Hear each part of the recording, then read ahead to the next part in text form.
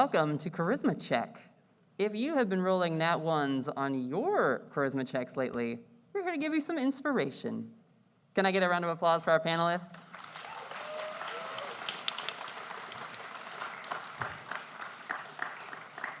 We're going to be covering a range of topics today to help you improve your networking skills in TTRPG space and beyond. Whether you're a beginner or a veteran looking to improve your skills, we're here to share experience and thoughts and wisdom so you can all level up.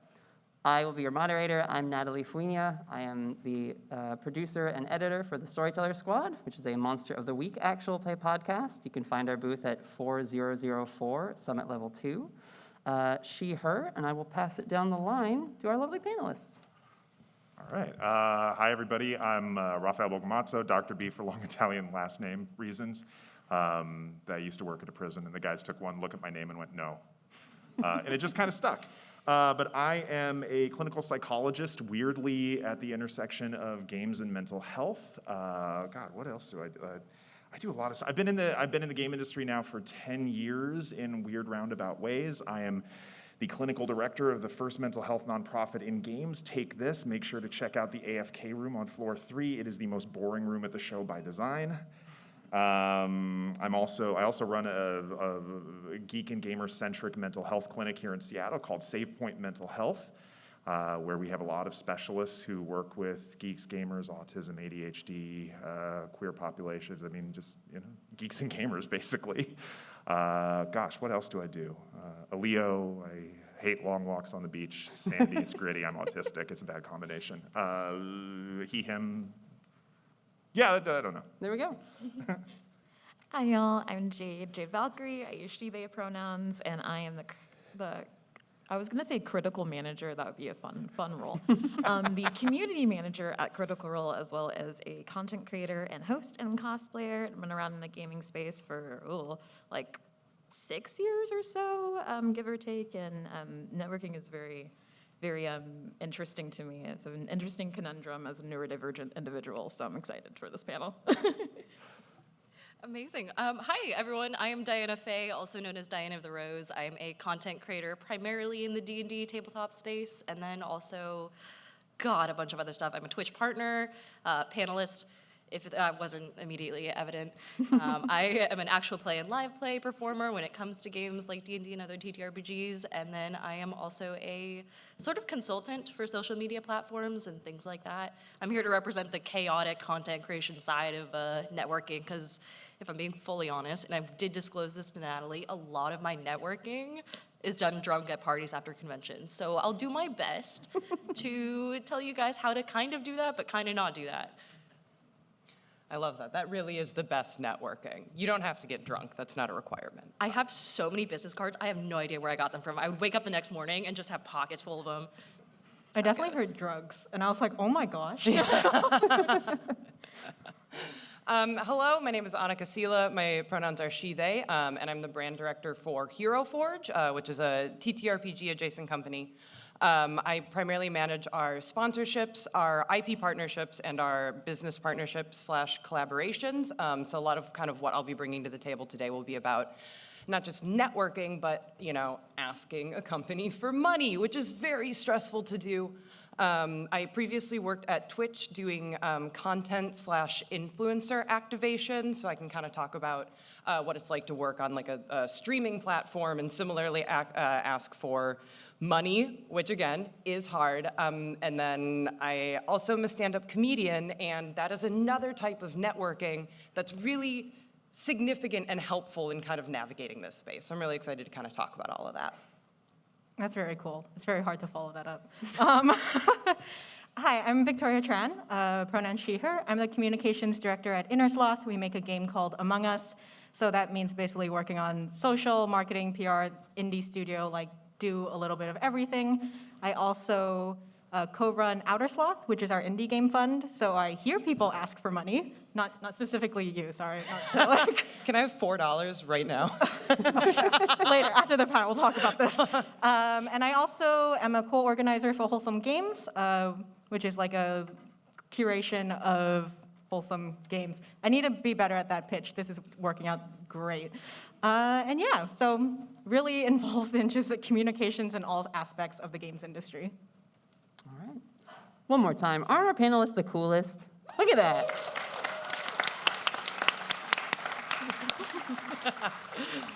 All right, we are going to start where you should always start, at the beginning. We'll go down. Anyone can chime in. There's no order to this. But what are some tips you have for someone who's just starting out trying to network and promote themselves or their project for the first time? I'd love to kind of address that. I think one of the most important things to do is you have to build a network within that space. You have to build a community in that space. And what that means is showing up authentically for people that you like their content, you like their community. It is always a little frustrating having someone kind of come in and they don't really maybe engage with your content if you're a content creator, and they maybe come into your Twitch chat and go like, follow for follow, like, ugh, pay attention to me. So it's really important when you're starting out, just like, make friends, be authentic, support other people, and as they see you showing up, they'll hopefully show up for you. Yeah, I will definitely echo that, especially about the like being authentic and being friends with someone. I feel like sometimes with networking, especially if we're like looking up how to network, like Googling it, then it kind of sounds like a little bit of like, here's my elevator pitch. Here's like your like Sims talking to each other. But really it's just like you're building a friendship and a relationship with that added like, oh, I know that they do this professionally and they know that I do this professionally. Sometimes I know that when I was first starting out, I was overthinking the absolute crap out of everything. And I was like, I need to do my elevator pitch and it has to be under 90 seconds and I have to get it out. But that might not be the case, or sometimes the conversations will be like, oh, I know that you're super duper passionate about this one video game because we've been fangirling over this, and now I like know how to recommend people for an activation because I know that you're super duper fangirly over this one thing. And that's more of like a authentic, fangirly conversation, for example, that also has that added professional like undercurrent with it, if you will. Now, to build on that, and I've got so many stories from when early on when I didn't realize this, that, when you think about business relationships, I think people, especially early in their career, put too much emphasis on the first word. And they forget about the second one because it is a relationship, and relationships take time to build.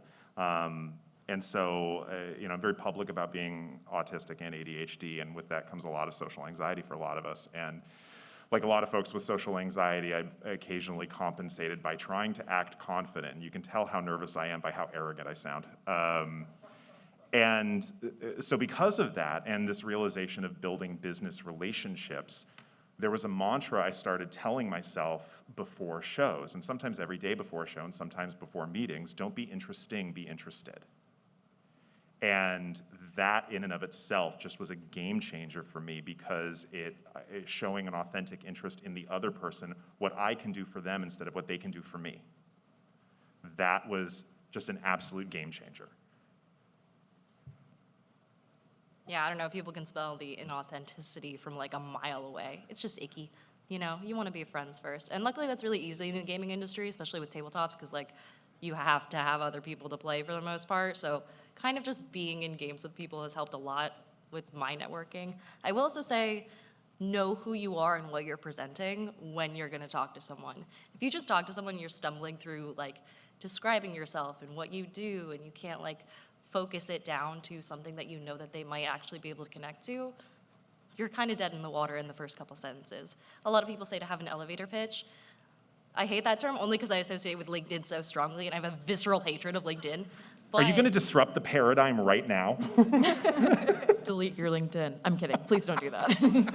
I was so close the other day. I will take any sign. I will also say having a business card or a link tree or somewhere that you can actually point people to that's not just like, oh, vaguely, like, I don't tell people, oh, go find me, I'm Diane of the Rose. I'm like, here's my email, because like, especially if it's something like them being able to open a tab in their Chrome browser, if they don't have something to latch onto or a call to, like, a email address or something like that they can store right away or send you an email on or, friend you on Discord, they're just going to close that tab the next morning when they don't remember who you are. So having a business card works, having a Discord, somewhere they can actually meet you and touch base with you.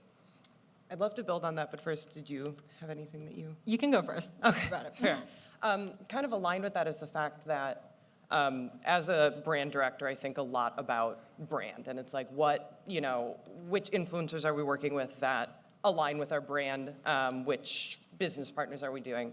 And something to keep in mind, which I think is a little bit stressful, but it's important to factor in, is that every interaction you have represents your personal brand. Like all humans have a brand, whether you want to, this sounds so corporate-y and I hate it, but it's accurate and it's a really good way to think about it. Just think about the fact that like as you are talking to people, you are representing your brand. And that's not to say if you're a little socially awkward, you kind of have a misstep. The majority of people can differentiate between like, hey, it's loud at a con and we're all exhausted and we kind of ships in the night, well, whatever, we'll try again, versus like, oh, the vibes are not quite here. So something to factor in when you're starting out is exactly figure out what your brand is.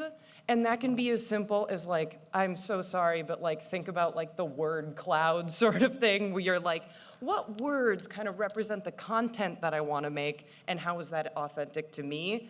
And it really helps a lot because it helps networking in that you know what you're offering people and people will very quickly understand that offer. Yeah, and I mean, agreed with what everyone has said. I know we've been on this topic for a bit, but I think, so one of the things that I struggled with, especially being in a communications job, was that I'm not actually naturally very social or extroverted. And I actually really struggled with the idea of what is authentic to me. I'm like one of those people who overthinks it. I'm like, what if I'm not actually authentic to myself when I am networking and I'm doing it wrong and now everyone hates me? That sort of normal thinking. So I think it's also okay to just practice. I think social interactions and being social and charisma is a practice thing. And it's okay if you mess up like once in a while because we all do that. Even if we as professionals are doing our thing, we'll mess up. We're tired, we're human. So just kind of noting like, okay, if you're interacting with someone, like, seeing how they interact, seeing if you think your pitch went over well, and then if you don't, like trying to refine it in the privacy of your own home, practicing your pitch. All of this is going to be really important, and then eventually you'll start to feel it becoming a little more normal once you realize, oh, it's not so bad after all once I go out there. I disagree. I think you need to be perfect in all interactions, You're even right. though I just wasn't right there. I think you cannot ever mess up, and you should strive for 100% S tier in all of your social interactions. No mistakes! This perfectly segues into our next question. God, did I? But I will say, too, Oh, snap, okay. network laterally. That's my big advice for people starting out. Because if you are not trying to network with the people at your level, you will never be able to network with the people who are, quote unquote, above you or more advanced in their careers or the space. And this answer works as a nice little segue too, because the next bit is, if you haven't been seeing progress, you maybe been at it for a while and aren't getting the results you're hoping for, what are some strategies that we think would be effective in sort of breaking out of a rut or coming at it from a different angle? And so I always say there's lateral, and also you can network in 3 dimensions, right? You're going to the sides, you're going to people who have maybe a bigger following than you, and look down sometimes and lift up friends of yours or people you know who are creative and might need a little boost. There is so much in this industry and so many people making so many things, but there really is space for all of us to do it. If you have the drive and the passion you want to create, don't feel that the saturation, as everyone's always talking about, is going to prevent you from doing something or from you helping someone else who has a new, fresh idea.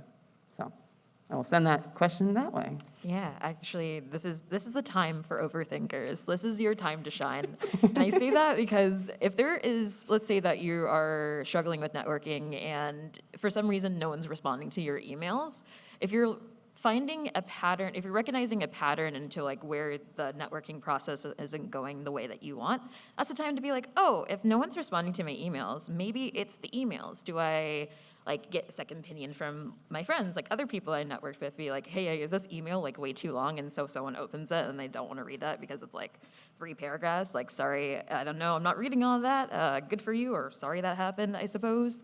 Or is it like, oh, well, when I'm talking to somebody and I'm doing like my intro, they're like already starting to like stare off into space. Is it too long of an elevator pitch? So kind of these thinking back somehow about some of your interactions, but kind of like what you could possibly do better, not going into it too much because then you'll like hyper focus and be like, oh my gosh, I'm just gonna whatever. But in like a healthy manner of overthinking, then that really helps to be like workshop and like be flexible about your approach to networking, because it might not work for everybody and it might not work in that particular context or that particular industry. So, okay, this is once again Overthinkers Anonymous, apparently. Oh no, we're being streamed. Well, there goes the second word. Again, early in my career, a decade ago, when I sat down to my first business meeting that my boss took me to, we sat down, and I knew what the goal, what we wanted out of it was, and I immediately launched into the pitch and the goal, and they looked at me like I was from the moon. And over a while, and this is autistic pattern brain kicking in, I realized that's not how business meetings work, okay? There actually is a fairly common pattern to it. And I would love to arm you all, especially if you're early career professionals, with this pattern.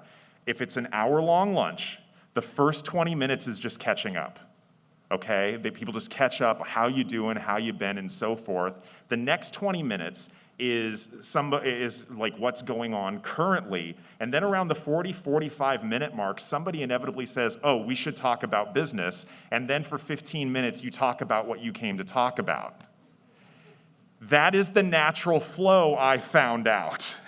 And it's so much easier, and again, it reemphasizes this, it is a business relationship. Ideally, there's mutual benefit, but there is a relationship. I show an interest in caring in you, and you do the same. This is not just what can you do for me. Speaking to the business side too, and again, I'm kind of bringing more of like the sponsorship lens. So if you've been in the game in a while, maybe you're making content and you're starting to be like, I'd love to make money making content. I'd love sponsorships. Something that I kind of think about when I see like smaller creators that are reaching out to me and I end up being like, this isn't really working, is oftentimes they're not doing something that other people aren't already doing. So something that's really important if you're not really seeing the growth or the networking that you want is be very reflective on your own content. And again, this is a little bit more for the content creators, and go, what am I bringing to the table? What of my lived experiences am I talking about? Who is my target audience that, again, I can be authentic to? We are gonna say the word authentic so much that it loses all meaning, like be authentic, be yourself, and think about what you're doing. And a lot of that comes from like my stand-up background where, anyone, bless you, anyone can do a joke, like online dating's weird, and people will laugh, but that may not be authentic to you. So think about, what am I doing that is different to everyone else? And talking about like the pitch thing, know your numbers. If you're trying to like cold pitch to a company for a sponsorship, you're making something that's important to you, and that's amazing. But also know like, what is my value add here? Like how many viewers do I have? How many like repeat people come back? If you're pulling in, other content creators, be like, well, how much influence do they have? And come in with numbers, because everyone's passionate about what they make, but for a sponsor to be like, okay, let's talk numbers, they need to get them from you first. I will say, no one told me this when I started being a content creator. There's this thing called a media kit, and it's basically like a resume, but for your content. It shows you, like, basically you can hand it to someone, one page, that says all of your statistics, your reach, different companies that you've already worked with, your mission statement, things like that. Really helpful for companies to know. And so I recommend making one if you're on the content side of things, like sooner rather than later.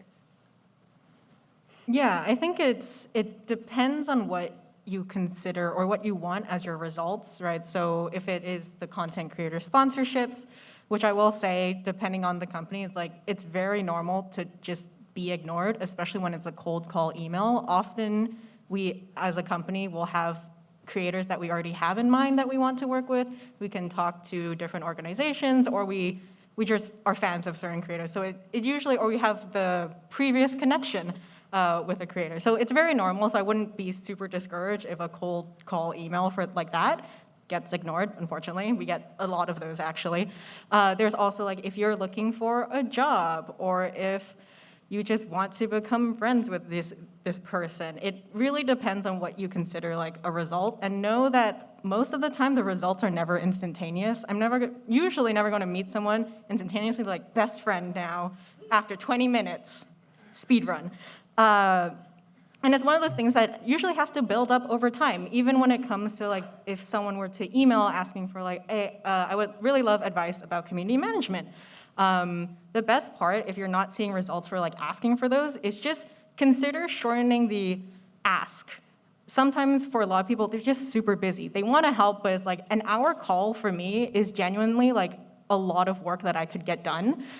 So sometimes if people ask, like, can I just have a 15-minute call? Or can you just answer these 3 questions? And obviously they have some nice preamble beforehand. Then I'm more than willing to do that. And the best part, I think, when it comes to if you get those is obviously following up. Sometimes following up is just a really good way of finding results. And it's one of those things, it's one of those games where you just have to kind of know what this person wants, what you want, and being able to succinctly put it together. God, I love bullet points. I love it when people use bullet points because I Yes. can just I just write in on, that's what I need to know. Yeah. I especially think that there's sometimes, like, when you're first starting out, it feels like there's some secret door you have to walk through before people will start to pay attention to you. And I'll tell you, it's the door to this building. It's the door to other conventions. It's the door to other places where you have the chance to speak to people who are already doing the kind of work you want to do. And again, networking laterally, but also don't feel like you can only network to people who are making the same sort of thing as you. If you are developing a board game, you should talk to as many people at an event as you can, because you never know what sort of connection is going to follow up later on and be like, oh, well, I met this person, we really hit it off, they're in a completely different field. They know other people in the field you're trying to do. And if you make that friendship solid and genuine, you will find those connections start to happen organically and naturally. And you will find yourself in spaces where there are more people doing the thing you want to do. And then you have a friend to be like, oh, have you met so-and-so? They work on this. It's really good. And I think, let's see, where are we at? We'll use that to segue into the next question, which is, how do you guys as creators like to be approached in the space from someone who's networking? Ooh, talk to me about anything besides work. Yeah. Do stuff that's not just, we got to do this really, really awesome sponsorship with this really cool creator, and it started because we were at Gen Con and we were talking about watching the TV show Ancient Aliens. And they're a TTRPG creator. It had nothing to do with their content, but because we bonded about something unrelated to it, it was like, oh, you're cool and fun to talk to. Do we want to pivot into that? So being approached is just like, I don't know, wear a shirt with Dark Souls on it. And I'll be like, that's sick, let's talk. Do you want money? Like, well, there's in between steps. It's that easy. But distilling it down, like, it's so frustrating. This was something I ran into at Twitch and at Hero Forge, when someone's only thing is their content. Like, do more than that. It's a similar thing, again, relating it to my stand-up experience. The worst stand-ups are the ones that all they do is stand-up 7 nights a week. It's like, live a life worth talking about, and people are gonna be gravitated to you. So do stuff, have fun, talk to people about your interests, wear fun shirts. That's what it boils down to. Wear cool shirts. Invest now in Dark Souls merch, and you It's too true. can be really good at networking. Sponsored? You two will be frustrated forever. Well, okay, so I want to jump onto that and say that there's this weird balancing act in terms, because again, I go back to the words business relationship, and you can lean too far into one of them, either one of them, and it's really distressingly clear when somebody is aggressively pursuing either one, like somebody definitely wants to be my friend right now. I'm like, God. or somebody definitely wants something business from me right now, and I don't know you. And so if you can approach, speaking just for me, if you can approach me in a laid back way, this is what I do, this is what you do, let's talk about, stuff, and oh, you're into cooking, I'm into cooking, great, let's chat about recipes, happened this morning. But basically just kind of letting it unfold, not forcing anything. That's, oh my God, that's so much better. Yeah, I don't know if this, I think this is how I met you, Dr. B. So I think I met Dr. B like in 2017, 2018, something in the past. And it was one of those instances where I was at a booth, and I think him and Dr. Rachel Coward came by. Yeah, the Take This crew came by, and literally all they wanted to do was like say, hey, enjoy the games. It's like, see what you're doing online. It's really cool. It took like 15 minutes maximum, because they also saw I was busy working a booth, and they're like, bye. I was like, what a great interaction that was. And then further down the line, I was like, I need help with this situation that I'm facing in like a Discord. Oh, that's right. Right? And I was like, who do I know who works in the like mental health space? I was like, oh, Dr. B, what a pleasant, literally what a pleasant interaction I had with them. It was literally only 15 minutes. I was like, oh, but it's one of those things where you never know where it kind of comes up again. It's like, oh, right, I'm gonna reach out to him. And then we talked then, and now we constantly see each other at cons, and we'll message on Twitter, and it's one of those things where just being approached as hey, I value your time and the other person's time. Be, as we've all been saying, be authentic to yourself, and have that summarized hey, this is what I do, but also really admire what you do. And if we talk about other things, that's cool. But otherwise, the organic interactions will continue to happen. Well, you're hitting on, you mentioned a word that we haven't mentioned yet overtly, and it's respectful valuing. Mm-hmm. And that's so important. Cool.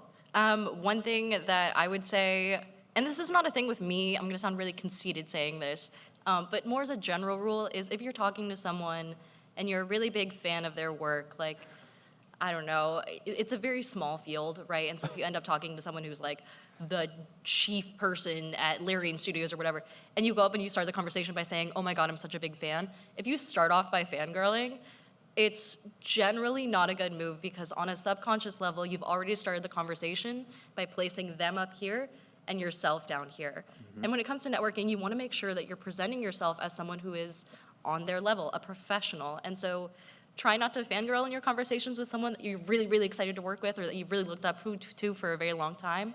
It kind of starts you off on the wrong foot.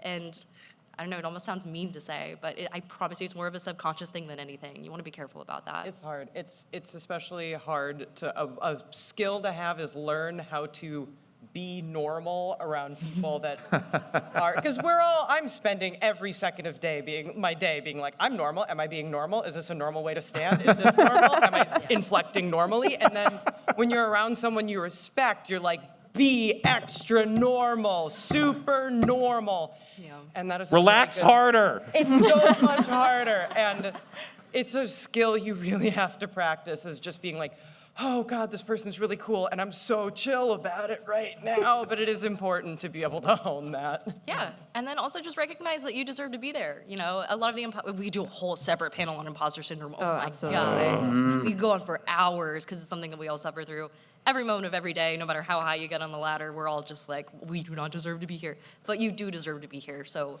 just try and keep that in mind. Yeah, definitely. I don't really have much to add in terms of the good things and how to approach, but I think that there's definitely some things I've encountered where you should not.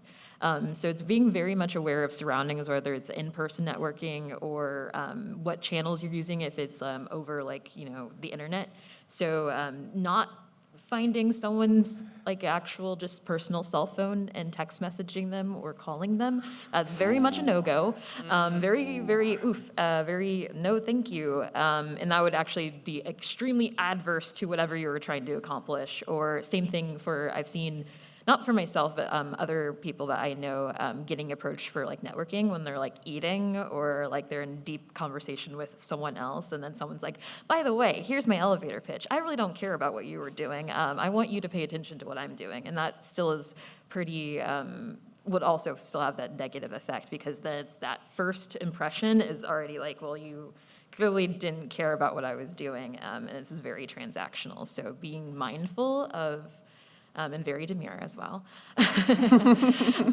about how you approach people. Be reminded about why you're invited to the party in that way, because it'll just make everything 10 times worse after. It's really hard to build that relationship up if you're already starting like below zero. Yeah, I want to echo some of what Victoria was saying, and you echoed it too, with like respecting people's time.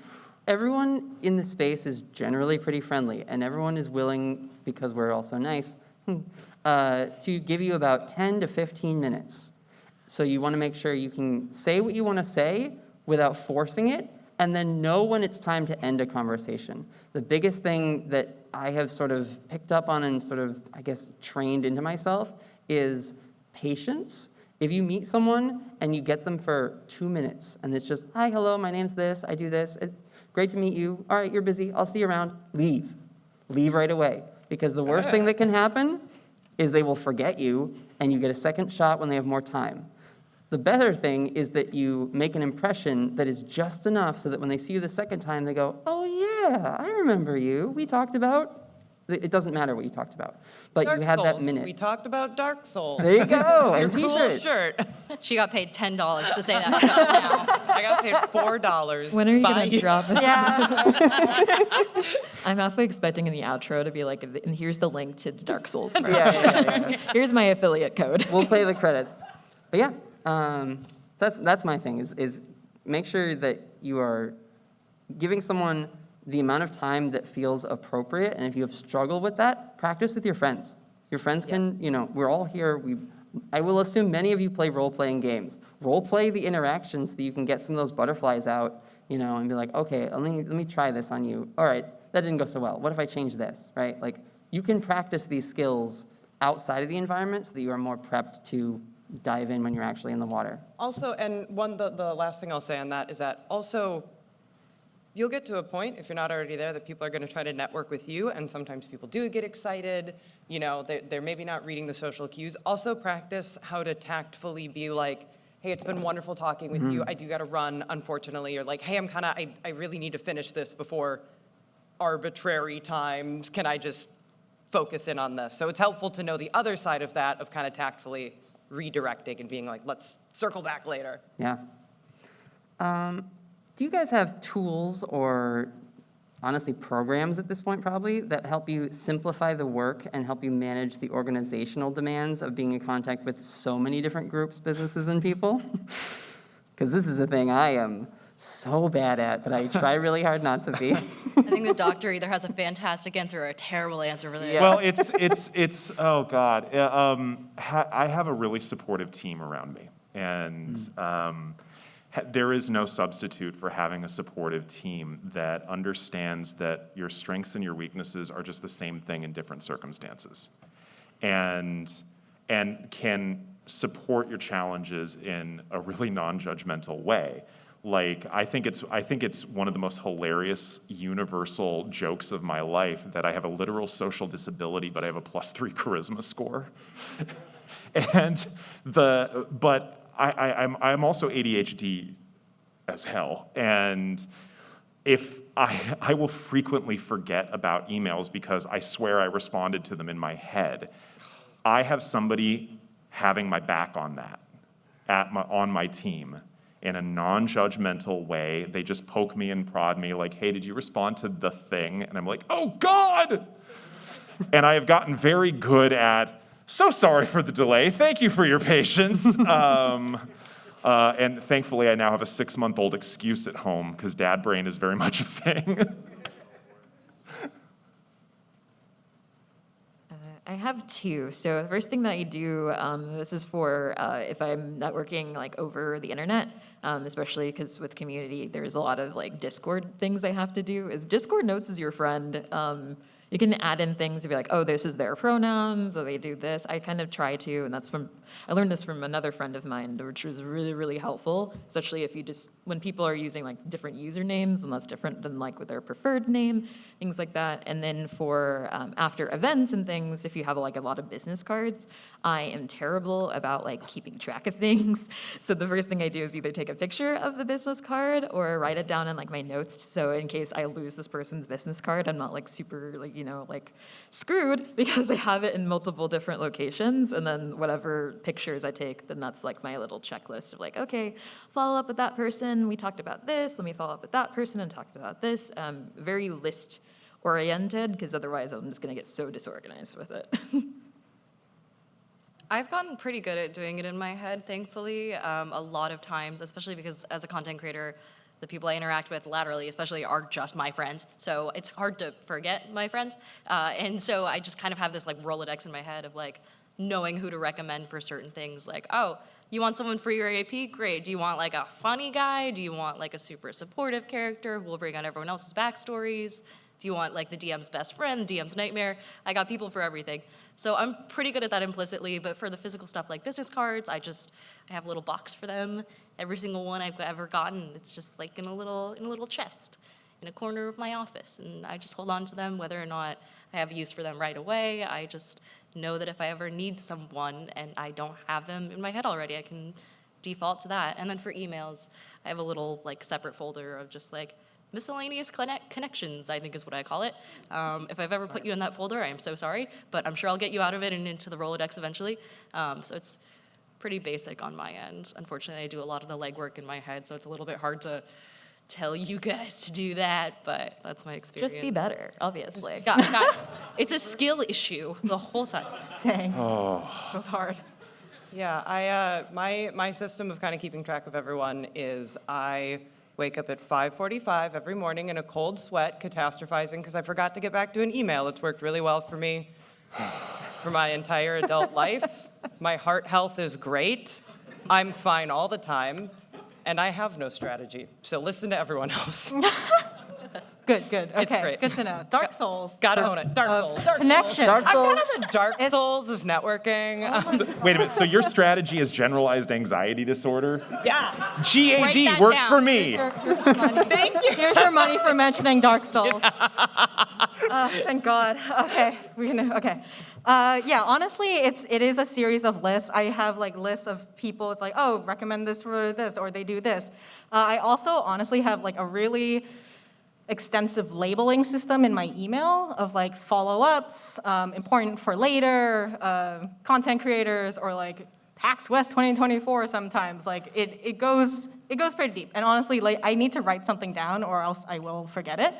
One of the things is on the flip side of it, whenever I meet someone and I'm like, it's like the second time I've met them or third time, I never assume that they remember who I am. So I always try to open with, hey, like, don't know if you remember me, I'm Victoria from GDC 2023. Because I've had people come up to me being like, they know exactly who I am. I'm like, oh boy, this is really awkward. I can't ask you now what your name is because you were really enthusiastic about this. So I think on the flip side, also just consider reintroducing yourself until it gets to a point where they're like, stop introducing yourself to me, I know who you are. And like, oh, okay, great, thanks. My trick is, because you run into a lot of faces, you hear a lot of names, sometimes you hear a lot of handles, and those are even harder to remember. But for me, what works is I will have an interaction, and then I will step to the side once we're done and write a note to myself and say, this is their name, this was their handle, I got their email, they're with this company, and then what I might want to do with them or how we think we can help each other in the space. And there are other tools one could do. You could take a selfie, but find whatever it is that's going to help you and your brain, the mush we all carry around like soup in a jar, in order to make sure that the time you spend networking is something that you get to capitalize on after the show, right? Your pocket's full of business cards. Once you have that, the post-show is where a lot of the like, okay, now that I've met these folks, I will come up with the thing that when I see them the next time, we can talk a little bit longer. or a little bit more about the work I'm doing or that they're doing. And yeah, as long as you can lock it in decently well, you'll do all right. So, we have time for story time or questions. Can I get a show of hands from the audience? Story time? We were Okay. supposed to bring stories. Questions? Story time wins. All right. So, what are some positive, memorable experiences you've had in the space, and what made it special? Or someone who came up and made a really good impression the first time, and you were like, wow, they're a rising star. My fiance. Hey! No, seriously. Okay. So have any of you heard of the YouTube channel How to ADHD? Okay, cool. Yeah, that's my fiance. We met at E3 2016. It was my first E3. It was her first E3. She actually started her YouTube channel the exact same month I started with Take This. I was the first mental health professional she had ever talked to. She was the first YouTuber I had ever talked to. And the mutual anxiety was hilarious in retrospect. And I also was like, oh, okay, I've got a doctorate in clinical psychology. I should wear a 3-piece suit, which nobody does in the game industry, okay? Unless you're a lawyer, and people thought I was. I also paired that with Beetle boots, which is a real big mistake at a show. I think my feet still hurt. We just talked about things, and we just had this mutual connection, a mutual interest. We stayed in touch because of that mutual interest, and then we ended up having another mutual interest, and that were our respective divorces. And we stayed friends, and we had this connection, and now we have a 6-month-old. So that's a pretty good success, I think. Yeah! Top tier networking is when you end up with a child. She just arrived one day, and we were like, what? Now we're doing it in a line. Oh, weird. You don't have to. We can, if you want to come back. I'm already here, so I guess. I joke. I think that one is fun, and I kind of talked about this before. I'm a big fangirl, and I love memes. So on the internet, sometimes I'll find people of the similar fandoms to me, and we'll just do a little meme share, do a little fandom in speak and whatnot. And there was this one person on Twitter who had the most amazing, what was this? I want to say Fallout. It was Fallout memes. And so we're just basically exchanging memes, and then it turned into one of those things where you send TikToks to somebody, and they may or may not check them, or they may have 20 TikToks they had to open in a row. But it was that kind of friendship. And later on, I learned that they got a new job as the social media manager at Prime Video. But since they knew how much I like memes and how much I like tabletop through my memes, then eventually that turned into a really great relationship. That eventually turned into me producing the boys tabletop one-shot ever. What? So it's turns into the snowball thing of this started off because of memes and mutual love about knowing what we do, and then that friendship just kind of snowballed. But if you think about it, really it's thanks Bethesda, I guess. So Bethesda and Dark Souls, I got If- paid. if- I'm not mentioning them again. Oh, true. Well, if there's anyone in the Bethesda that knows free people labor. at Bethesda in this audience, I'll be outside afterwards, networking, guys. So it's just one of those the silly little fandom things about I don't know, bottle caps, and then boom, That is so cool. That is such a good connection. Oh my God. My story's not nearly as cool. I got drunk at the Hunters party at Gen Con and randomly went up to someone while I was waiting at the bar, and we got to talking about animals in some capacity. So I'm a zoology major. That was what I was doing kind of at the same time as content, before content, whatever you want to call it. And they had mentioned that they were an oceanographer. And so immediately Tipsy me was like, we need to be best friends right now. And then they were telling me about this module that they were creating that was on Kickstarter and coming up, and I was like, oh, sometimes I do little small business shout-outs for, companies that I think are doing cool stuff in the field, and I was like, can I make a video on this? Because this is amazing. They were walking me through the module, and I was like, we actually do need this in the space. This is super cool. So I ended up making a video for them, and then it ended up doing really well in their Kickstarter. They got a visible boost in their funding and stuff from that. And so it's just like, I don't know, little things like that of like helping people out. And now Andy is a pretty solid friend of mine, I guess. So it's cute, it's fun. I don't know. People are just nice if you're nice to them. I have a networking story that goes very hard in the opposite direction. So you've talked about how great it is to get drunk and network. And I was at a comedy festival called 10,000 Laughs a couple of years ago, and I was speaking to a very funny comedian that I really, really loved his work named Ian Carmel. And I had a few things in me, unspecified, and I was a little having fun. And I spent about half an hour being like, I love your stand-up. I love your stand-up. You're so funny. Your stand-up is amazing. And as I'm talking to this person, a friend of mine standing there for a little bit, and she starts kind of grabbing my arm, and I'm like, no, we're partying. Like, no, we're having fun. I love your comedy. Your comedy's so good. And then apparently at no point had I said Ian's name, and about half an hour in, I went, Ian, you're great. This guy looks at me and he goes, I'm not Ian Carmel. And I, as a comedian, was like, I know, I was just doing a bit. And he just puts his hand like on my shoulder and goes, no, you weren't, and just walked away. Crushing. And to this day, that's one of those where you like remember it and you have like a physical response where you're like, ah. So you don't have to drink, is my point. You don't have to. Sorry, that was your positive networking experience? No. That was my Natalie said good or bad. It's good or bad, it's fine. Oh, You had to okay. switch it up, I was like, oh, wow. It was funny. It's really good. Honestly, the awkward stories tend to be really good stories rather than. Anyways, I don't know. I've been like trying to think in my mind which one I want to tell, and there's like the stories of being an introvert and being adopted by an extrovert, and they're like, I'll take you around, I'll show you other people. I was like, oh, this is the best. But I think for mine, it's a good one. Would be actually how I started working with Among Us and Innersloth was that I met them when I was working at a different indie studio, and they had just started working on Among Us, I think, and it was like not a thing. We just, again, had just a friendly exchange. Didn't think about it for years because I didn't see them for years.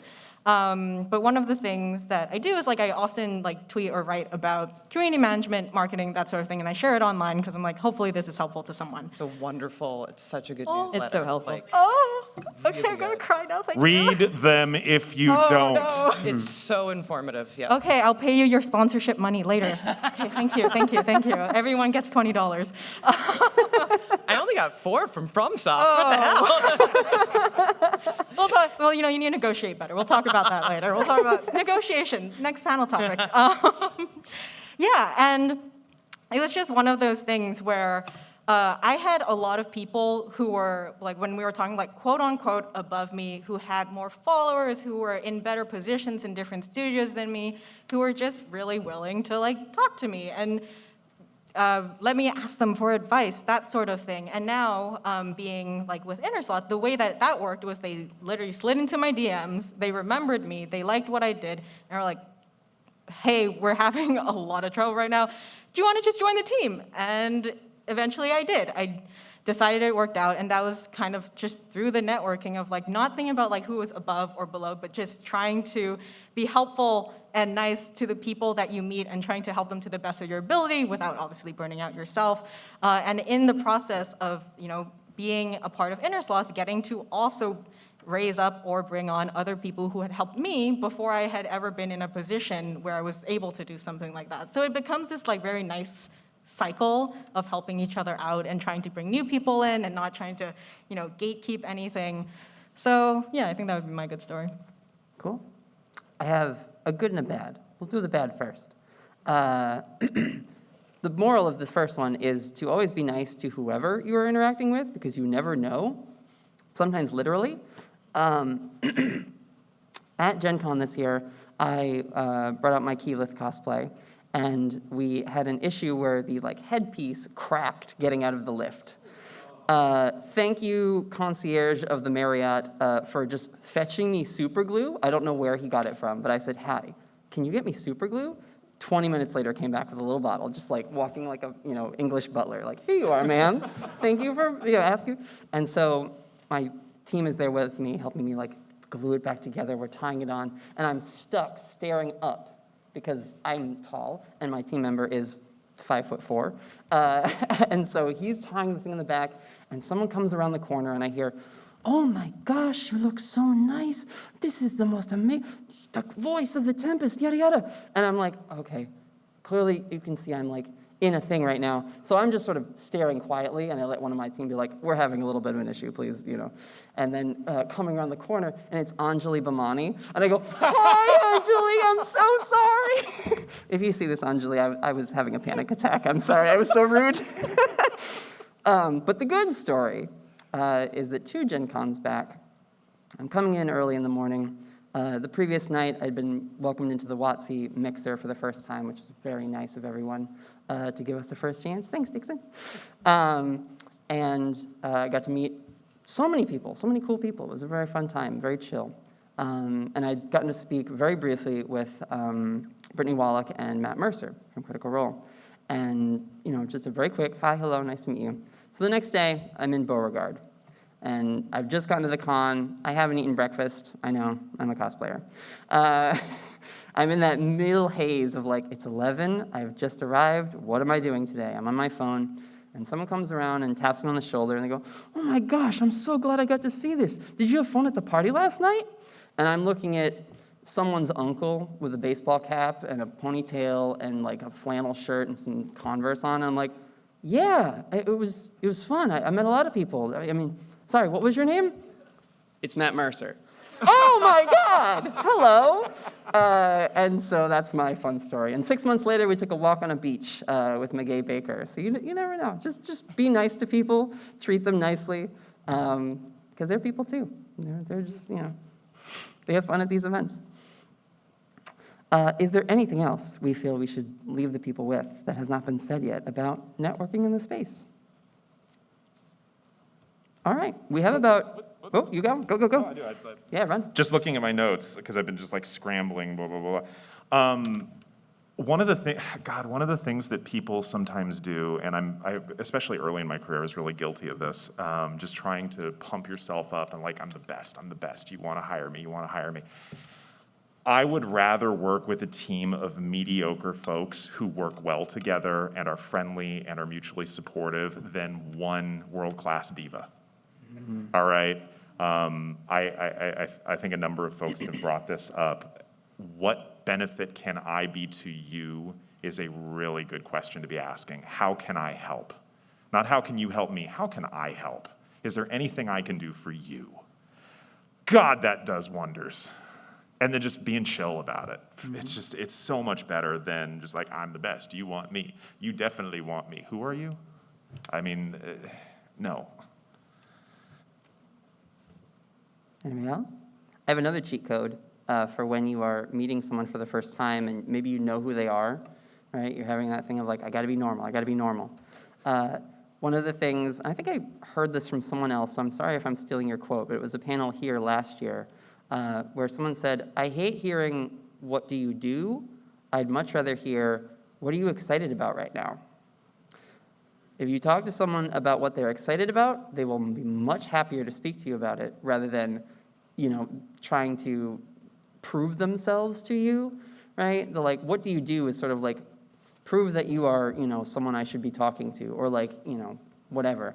But, a lot of us are in this for the passion and the love of what we're creating, and we all have things we're excited about, or like, or maybe tired, but like, if you get us talking about our passion project, we will be much more animated as soon as that becomes the topic of the conversation. That's my little hack, this little phrasing change you can make and adjust to give yourself a leg up. Anybody else? All right, well, we've done a little early. We could take maybe one question, and then I have to run back to the booth right away, but if people want to, some of us may stay in the halls afterwards. Yeah, I'll be there. Yeah, sure, right here in the front. Hi. First off, nice to meet you parasocially. You were mentioning something earlier about how you keep your communications, business cards. There There's a mic over there if you want to use it, because especially for the stream, people on stream might not be able to Yeah, hear you. true. So Is that mic hot? Good catch, thanks. is the QA mic Testing, on? 1, 2, 1, 2. Hey, there we go. Amazing. All right. No. So for keeping handle of your contacts, like you mentioned earlier, and like business cards and who's who, has anyone ever recommended, say, like a customer relationship management software or something like that? Would that be something that would be useful to learn how to use in order to maintain all of your business contacts in this industry?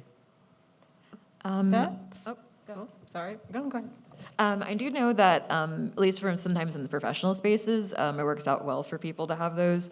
It's rather more so, if you have the time to learn, it'll probably be really helpful, but if you do not have the time to learn, then it might be more of a learning curve, if you will. But if you already know like a CRM and you're like, oh yeah, I'll do that, then that will be definitely way more, because that is built to manage relationships anyways, but it's that learning curve really. That's where I see people not going into that. Or, the subscription. Yeah, I was just gonna say, depending on the use case, that's a very heavyweight and often expensive option. If you want to do it and you know how to, and you go ahead, like, all for it, but I wouldn't say, like, that shouldn't be the first thing that you gravitate towards, I would say, if you don't need to use it. For sure. Thank you. Thanks. Anybody else? Mike's over there. We got 3 minutes. Let's see, still working. Cool. Awesome. Hi, I'm Mason. Again, also nice to meet you all parasocially. So one thing I wanted to question about was in terms of balancing that professional versus relationship type thing. What, obviously it's good to follow up, professionally, after, an event like this, but how do you guys go about also following up more relationship-wise, just like, hey, how you doing? What is your kind of go-to, if you hit somebody up on Discord afterwards, do you play some games together, just say hi, share some memes? What's your, I guess, personal recommendations? Ooh. Congratulate them. Seriously, if you see somebody that you know doing something cool, it's so easy to either send them whatever their preferred mode of communication, and learn their preferred mode of communication, by the way. Whatever their preferred mode of communication is, send them a quick congratulations. Hey, saw you doing this awesome thing, was thinking about you, hope life is great. So simple to do. Yeah. That's my favorite thing to do on socials, because I don't like being on socials, but I will go on them specifically to look for things my friends are doing and to like them or comment and be like, this looks great, I can't wait to check it out. Yeah, and it's really memorable when people do things like that, especially if you win an award or whatever, and you have people coming out of the woodwork and saying oh my God, Yeah. congrats, because it's just good to know that they've been watching your stuff and watching your growth, and that they know what you are and what you represent. Awesome. Well, thank you guys very much. Thank you. Thank you. All right, let's wrap it up once again, and just from the line down, we'll end it out. Oh. Just to remind people where they can find you on the internet, or Okay, yeah. I'm ready. Okay, yeah, you can find me on socials, I guess Twitter/X, whatever they call it, the Tran. I also have a website, victoriatran.com. That's where I put my newsletter. That's where I put my writings. And you can find Innersloth at, well, honestly, amongus.game.com. Among Us Game on the socials is probably the best one. My name's Annika Sila. You can find me on Twitter at ANICACIHLA. I tend to post a lot about the new tabletop game that I'm in the process of making. So if you like tabletop gaming, you can check it out. Hey. I am Diana Faye, she, her pronouns, because I didn't say it the first time. We're going to forget all that. Diana Faye, I'm also known as Diana of the Rose on all platforms. No one else wants the username, apparently, so I got it everywhere. And I'm Jade Valkyrie. You can find me every social media except for Twitch at Jade Valkyrie. I think it's on the, oh, it's not anymore. It is JADEVALKYRIE. I'm reading it down below there to be sure. And in Twitch, it's the same thing, but there's a 3 at the end instead of an E. And I do lots of tabletop RPG content. I also play League of Legends. That's the weird one. And cosplay as well. You can find me at the Dr. B with 2 E's on pretty much all socials, but make sure to follow TakeThis.org, because that's where really most of my work is, and I'm doing a lot of fundraising these days. Yeah. All right. You can find me at Natalie Fuinha. It's on the thing. Maybe we'll show up on the card in a second. But but I don't use socials. You'll want to look for @StorySquadcast to find the Storyteller Squad. You can check out our Monster of the Week AP, where we have plenty of ways to onboard if you're a new listener. You can join us for the 10 hours lo-fi and chill for autumnal lesbians and witchy cryptids of APs. And we are at 4004 in the vendor hall. Please come get a pin or a sticker or just say hi. Thank you all for being here. Good luck on your charisma checks, adventurers. Thanks, y'all.